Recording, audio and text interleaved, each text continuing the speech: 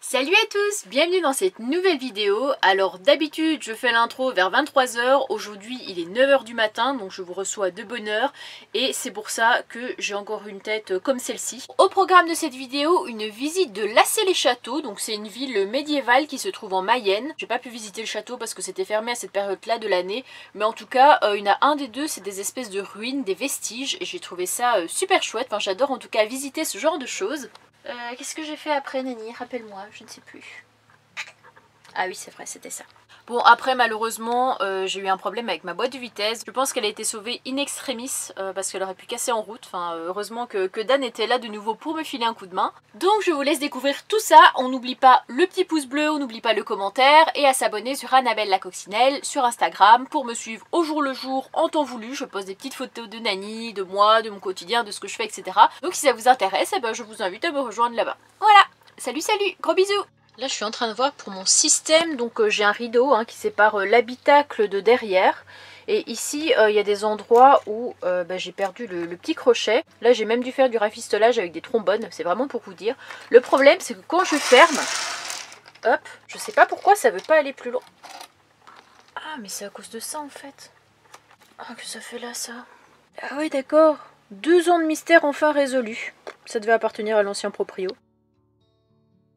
Alors aujourd'hui je vais aller visiter Lassay-les-Châteaux qui est une ville à côté de laquelle je suis passée très souvent, qui se situe dans l'Orne, en Basse-Normandie. Et en fait je suis toujours passée au niveau du rond-point mais j'ai toujours tracé, je me suis jamais arrêtée dans le centre-ville. Et pourtant ça a l'air quand même assez joli parce que Lassay-les-Châteaux égale il y a des châteaux et j'adore les ruines, les châteaux, les choses comme ça. Et j'ai parlé un petit peu vite parce que là je viens de regarder sur Wikipédia et en fait Lassay-les-Châteaux se trouve à la limite de l'Orne et de la Mayenne. Donc en fait ça se trouve en Mayenne. Donc on va profiter d'une petite éclaircie pour aller se balader. T'es prêt Nani? On va aller voir des châteaux et tout, avec des chevaliers. Bon Nani ça fait 3 jours qu'il fait la tête. Il boude, je sais pas si c'est parce qu'il pleut ou parce qu'il y a des trucs qui lui vont pas, mais il fait la tête. Bon il a décidé de changer de position depuis tout à l'heure, mais il se tient vraiment comme un humain. Allez on y va.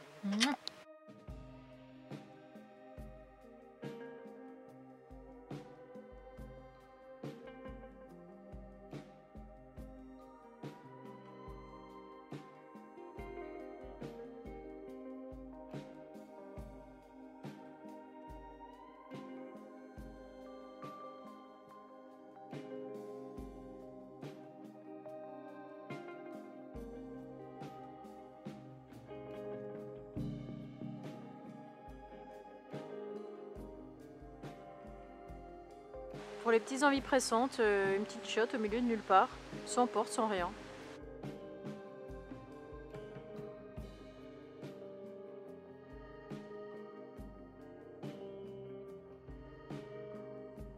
Là-bas, il y a une espèce de petite cascade. Je vais aller voir ça.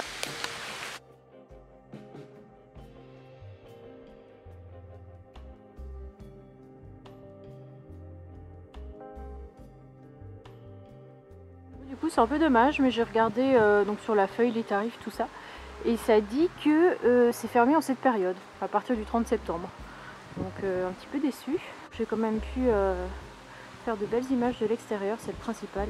Et j'ai vu qu'à Lassay-les-Châteaux, il y avait un deuxième château à voir, je sais pas si c'est très loin d'ici, et un jardin botanique ou un jardin des plantes. On va aller voir ça, tant qu'il y a un petit peu de soleil, il faut en profiter. Donc juste avant d'arriver à l'autre château, il y avait un panneau qui indiquait les ruines du château de Froux, ou du bois de Froux. Les ruines du bois Froux, 14e, 15e siècle. Et apparemment quand ils ont fait des travaux il y a quelques années, ils ont trouvé 2 sarcophages avec à l'intérieur un cœur embaumé. En fait je pense que le champ il est un petit peu privé, mais bon, il y avait de quoi passer donc j'en ai profité. Il y a des petites vaches là-bas.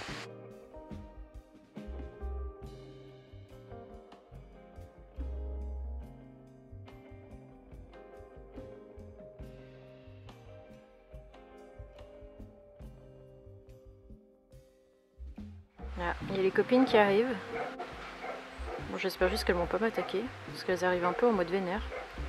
Je ne vais donc pas plus m'approcher et je vous laisse découvrir les restes des ruines. Bon, nous voilà arrivés devant le deuxième château, le château du Bois Thibault. Alors je vais être un peu bizarre, mais perso je préfère clairement les trucs comme ça, les ruines, les vestiges du passé, que les châteaux qui ont été bien restaurés. Donc je vais vous montrer ça.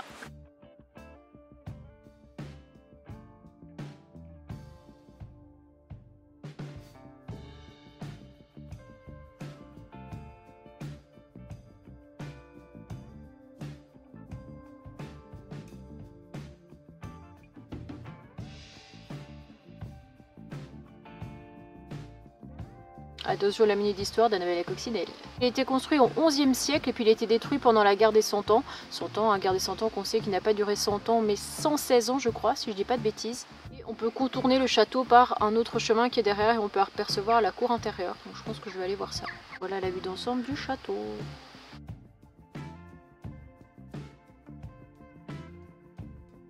En tout cas, ce qui est plutôt cool, c'est que je suis toute seule sur le site. Il n'y a personne d'autre que moi. Il y a juste eu 2-3 randonneurs qui sont passés. Donc je pense que ici sera un bon spot pour me poser, peut-être pour une nuit ou deux dans les mois à venir. Parce que c'est vraiment un parking avec le château qui donne dans un petit renfoncement. Donc je pense qu'on peut être pas mal sur le parking et en plus on capte de la 4G. Tout est fait pour que je m'y installe.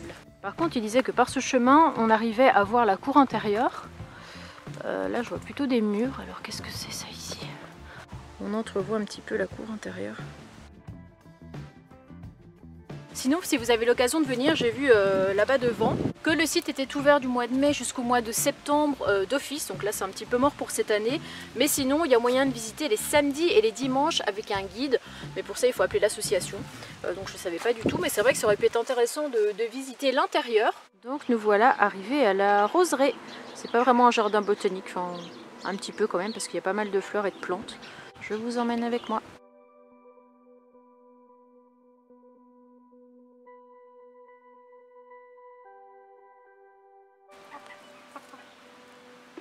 En plus, il y a un œuf juste là. Elles ont pondu au milieu du chemin. Mais je ne sais pas si ça appartient à quelqu'un. Et je doute que l'œuf passe par le petit carré. Mais ça aurait été sympa de pouvoir le récupérer.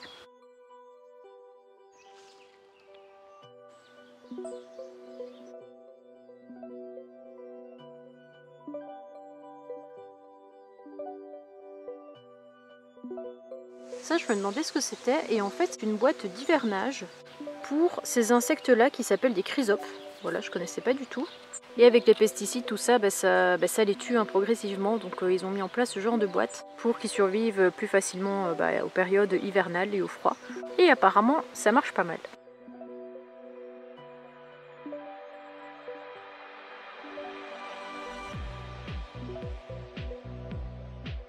Au Neutrac, ici, ils ont donné des noms aux rosiers. Nous voilà devant Alain Souchon, donc quel privilège. Et nous avons à côté Nicolas Hulot. Donc voilà, je ne sais pas d'où viennent leurs inspirations. Ici, on est plutôt sur l'ambiance Disney, avec la Reine des Neiges. Et interdit aux moins de 18 ans, Playboy. Voilà.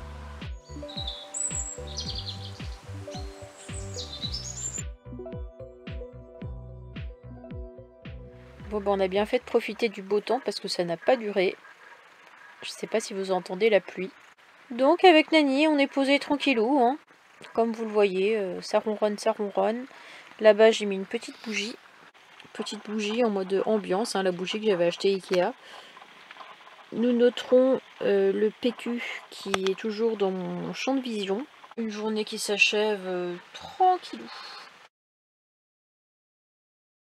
Donc en gros, quand je roulais, quand je passais la 3e, ça commençait à faire un petit bruit, un espèce de sifflement avec un bruit comme s'il y avait un truc qui frottait, enfin c'était un petit peu bizarre. Ça s'accentuait quand j'étais en 4e, souvent c'était entre 30 et 40 km/h. Ce qui s'est passé, c'est qu'après on a été au contrôle technique, et après le contrôle technique, je ne sais pas pourquoi, mais le bruit a commencé à vraiment s'accentuer. Donc là j'en ai parlé à Dan, je lui ai dit que ça commençait à devenir vraiment plus bruyant.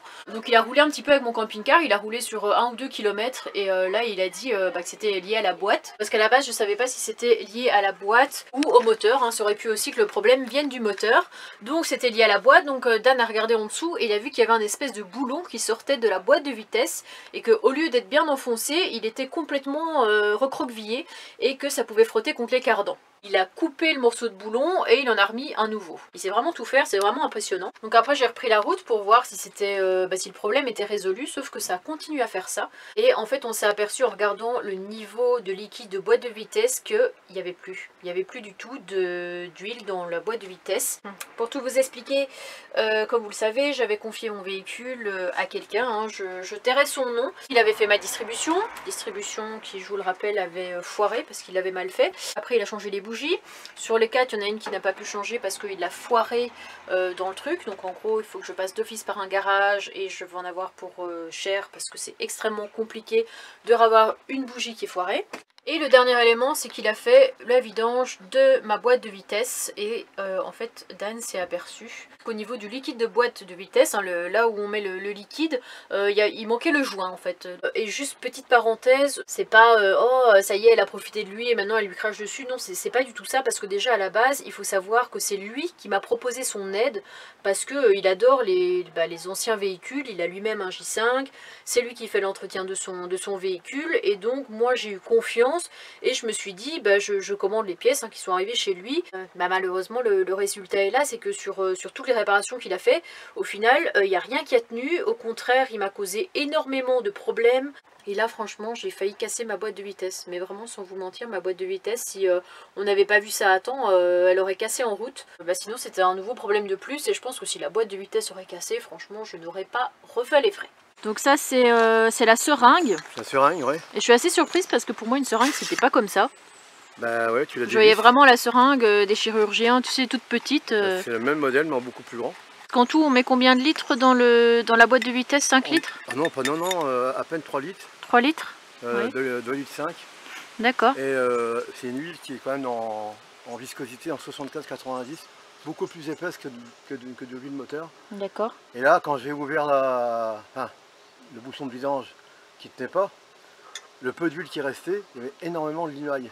Ouais. Donc là, j'ai fait une vidange, j'ai remis l'huile dedans, mais pas vraiment rempli à fond. Et la limaille, c'est pourquoi alors du coup? C'est toutes les synchros, il y a des morceaux, des micro-morceaux de synchro de boîte qui sont dedans. Parce que quand on a changé ma boîte au mois de février, il y avait déjà ce problème de limaille dans la boîte. T'as changé la boîte de vitesse? Ah non, non, on a changé l'huile de boîte de vitesse. Là, c'était tu roulais sans huile, donc il y a quand même beaucoup plus d'huile. Donc j'ai fait une pré-vidange, c'est-à-dire que j'ai pas mis à ras-bord de l'huile, mais dans 100 à 150 km maximum, il faudra revidanger et remettre de l'huile dedans. Parce que là, on peut essayer de sauver le maximum, mais il y a tout des morceaux qui se baladent sur les arbres primaires et secondaires. En tout cas, merci pour tes connaissances, Dan. Et de me filer un coup de main. Oui, quand il y avait un Euroto dans le coin et que j'étais chercher de l'huile et puis une seringue.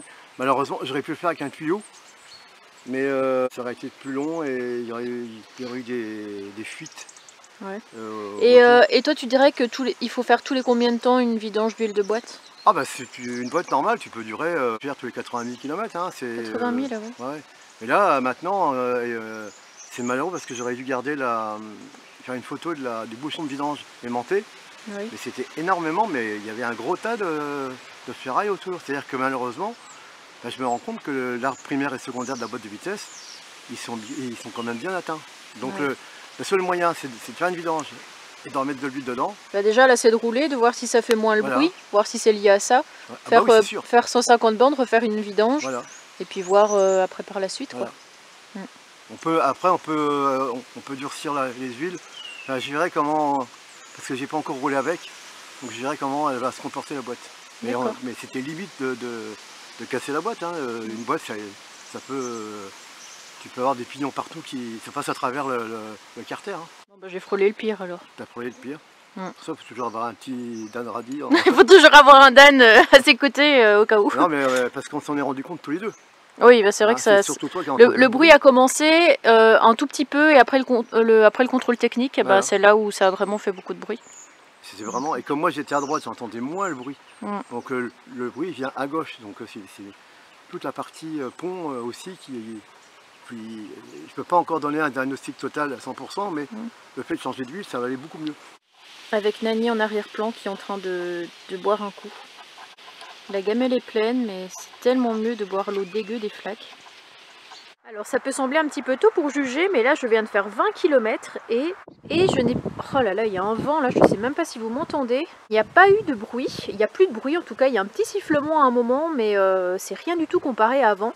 J'ai pu passer mes vitesses avec moins de difficulté, même à 5e on l'entend plus quand je fais marche arrière. Et le bruit que ça faisait en 5e aussi, ça faisait... Ça ne le fait plus. Pour l'instant, le test est plutôt concluant. Il va falloir que je refasse encore, comme Dan a dit, plusieurs bornes pour après refaire une vidange. Donc c'est plutôt bon signe, Dan, pour la boîte de vitesse. Oui. Quel est ton diagnostic après toutes ces informations? J'ai pas roulé avec, donc je peux pas te dire, j'ai pas entendu tout à fait. Oui, mais selon ce que je t'ai dit. Il faut laisser faire l'huile et puis refaire une vidange peut-être mettre un additif qu'il faut que je trouve. Et il sert à quoi l'additif? Pardon? Il sert à quoi l'additif? Un espèce d'huile un peu plus épaisse, ou alors j'en ferai une, je vais voir ça. Parce qu'on peut mettre aussi de l'huile à vérin. Oui, mais ça va servir quoi ça au final? Pour que ça passe mieux dans les synchros, parce que franchement, j'aurais dû faire une photo ou une vidéo du bouchon de vidange aimanté. Ouais. Il y avait un petit mont, hein. Et il y avait des morceaux assez gros quand même. Et après, si vraiment ça saute de tous les côtés, mais bon, on va pas parler de malheur, pour l'instant ça fonctionne. Ça va très bien, hein, Madame la Marquise. Donc il faut que ça dure comme ça. Hein. Verdict au prochain épisode. Voilà. Je suis super contente parce qu'aujourd'hui j'ai récupéré un colis, le colis de Cédric. En fait, pour tout vous dire, je l'ai récupéré hier soir et j'étais tellement curieuse que je l'ai ouvert. Donc je redéballe ça avec vous, on va dire. J'ai vraiment pas de patience, hein, pire qu'un enfant de 5 ans. Le colis c'est à partager avec Dan, hein, ce qui est tout à fait normal. Donc il y a plein de paquets de croquettes comme ça, parce qu'il m'a demandé la marque de croquettes que mangeaient Nani et Mimine. Donc hop, un comme ça, deux comme ça, trois comme ça, quatre comme ça, décidément, et un grand comme ça, et un autre grand comme ça. Voilà, donc deux pour Nani, deux pour Mimine, un pour Nani, un pour Mimine. Des carambars, des Smarties. Bon, je vous avoue que des bonbons, j'en ai une tonne. Je ne sais plus vraiment quoi en faire. Mais comme c'est Halloween bientôt, peut-être que des enfants viendront toquer à mon camping-car. Hein. Enfin, je doute que ça se passe comme ça. Et c'est vrai que j'ai pas mal de bonbons. Alors, il a donné aussi des friandises. Donc, un pour Nani, un pour Mimine. Et puis, un petit comme ça. Je crois que Nani a déjà vu, ce que je manipulais. Tu en veux un comme ça? Regardez comment il va plonger sa tête dans la boîte. Petit gourmand. On va mettre ça dans la gamelle, non? Qu'est-ce que t'en penses? Hop. Franchement, sur tout le colis, la chose qui me touche le plus, c'est ça. Je crois que c'est une petite serviette avec écrit Annabelle la coccinelle. Donc c'est brodé à mon nom. Je vais regarder ça en direct avec vous parce que je ne l'ai pas ouvert hier. Tadam! Pyrénées! Pour faire la petite toilette du matin. Ça va vraiment être nickel. Donc merci Cédric pour cette attention, c'est vraiment super sympa. Alors il a aussi acheté une chemise pour Dan, il m'a dit qu'il y en avait deux, donc il y en a encore une qui doit arriver. Chemise ananas. Bon par contre je pense qu'il faudra la repasser un peu parce qu'elle est un peu chiffonnée. Mais chemise hawaïenne ananas, hein, tout à fait le style de Dan. Donc voilà, je lui redonnerai ça quand je le verrai. Parce que là, actuellement, Dan est à Tours. Il est parti à Tours voir des abonnés, bon, qui sont devenus un petit peu des amis en quelque sorte, depuis la Coxy Rencontre. Donc il y a Sophie, Lola et Didier. Donc salut à vous hein, les amis. Alors un petit, j'ai encore dit petit. Un paquet d'encens, comme ça, qui sont vraiment super bons. Donc je pense que je vais m'en servir. Ça c'est une écharpe, alors je comprends pas trop parce que c'est une petite écharpe, peut-être une écharpe pour Nani.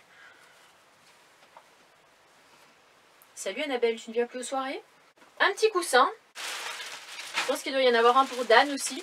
En Belgique on dit de la frigolite, je crois qu'en France on dit du polyester, polystyrène, des petits trucs comme ça là. Dites-moi dans les commentaires comment vous dites vous. Petite tasse en mode chat, en mode Nani et Mimine. Voilà, pour boire le thé avec des petites cuillères, voilà, pour remuer son thé tranquillement. Non, ça c'est pas pour toi Nani, les tasses, ça c'est pour moi. Eh ben, un grand merci Cédric, hein, franchement, tu nous as pire que gâté, donc c'est vraiment sympa de ta part. Par contre, c'est vrai que je vous donne l'adresse quand vous me la demandez pour recevoir des colis, tout ça, mais j'arrive à un moment où je n'ai plus de place. Donc je ne vais plus pouvoir, à moins, voilà, si c'est un petit dessin, une petite attention, quelque chose qui se range assez facilement. Mais là, Nani est partie dans le gros carton. Je vous avoue que je n'ai plus de place, vraiment mes placards sont pleins à craquer et je sais plus quoi faire de tout ce que je reçois. Donc je suis un petit peu embêtée, mais pour l'instant, voilà, si c'est pas une petite lettre ou quelque chose de petit, je vais plus pouvoir accepter vos attentions, même si c'est très gentil, hein, franchement, je suis super touchée et je vous en remercierai jamais assez. Mais j'ai plus de place, donc pour l'instant, autant que ce soit des choses, on va dire, qui me servent au quotidien, que d'entasser des choses dans mes armoires, parce que là, je sais pas si on voit de là où vous êtes, mais dans mes armoires, voilà quoi, il y a vraiment plus de place du tout, et ça devient un petit peu compliqué. Donc voilà, après cette petite ouverture de cadeaux, je reprends la route de mon côté parce que je vous avoue que j'ai pas eu vraiment le moral à ce moment-là, le mauvais temps, des soucis divers et variés. Donc j'ai décidé de partir vers une destination inconnue, une destination que vous allez découvrir dans la prochaine vidéo. Salut, à mardi!